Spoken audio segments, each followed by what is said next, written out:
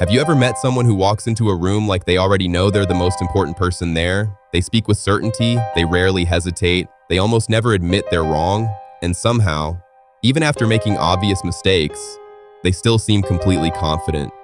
Most people look at someone like that and think, I wish I had confidence like that. But psychology asks a different question. What if that isn't confidence? What if confidence and certainty are two completely different things? Because once you understand the difference, you'll never look at confidence the same way again. Let's start with something strange. Think about the most genuinely confident person you've ever met. Now think about how they reacted when they were wrong. Chances are, they admitted it. They laughed, they moved on, they didn't need to win every argument. Now think about someone who always had to be right, someone who couldn't handle criticism, someone who turned every disagreement into a personal battle. Did that feel like confidence, or did it feel like something else? Here's the surprising part. Psychologists have long noted that people with strong narcissistic traits don't necessarily experience confidence in the same way people imagine. Many researchers believe that what looks like confidence can sometimes function as a way of protecting a fragile self-image. Imagine carrying a beautiful glass mask everywhere you go. From a distance, it looks flawless, strong, perfect. Everyone admires it, but you know something nobody else does.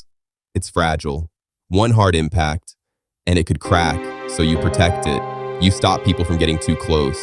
You become defensive when someone points out a flaw, not because you're powerful, because you're afraid. Now imagine that mask isn't made of glass. Imagine it's your identity.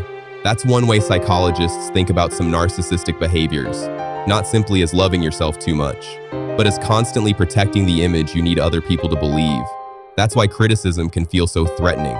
To someone with a secure sense of self, criticism is information. It might hurt, but it doesn't destroy who they are.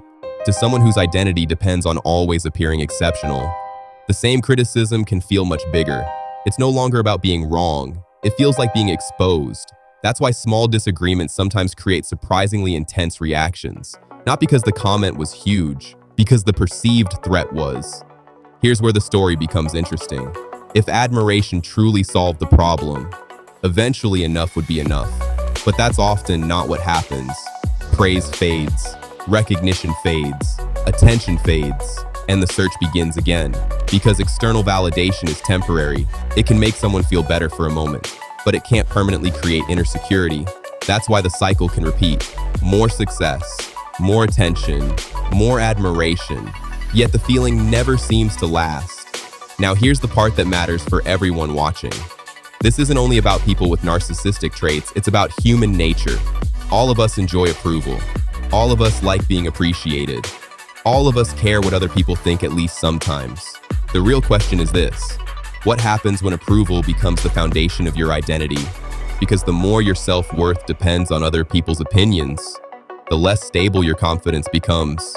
Real confidence works differently. It doesn't mean believing you're better than everyone else. It doesn't mean never feeling insecure. It doesn't mean always winning. Real confidence means your worth doesn't disappear the moment someone disagrees with you. It means you can say, I was wrong. I don't know. You made a good point. Without feeling like you've become a smaller person. Ironically, those quiet moments often require far more confidence than trying to appear perfect.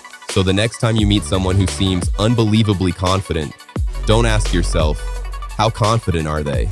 Ask a different question. What happens when someone challenges that confidence?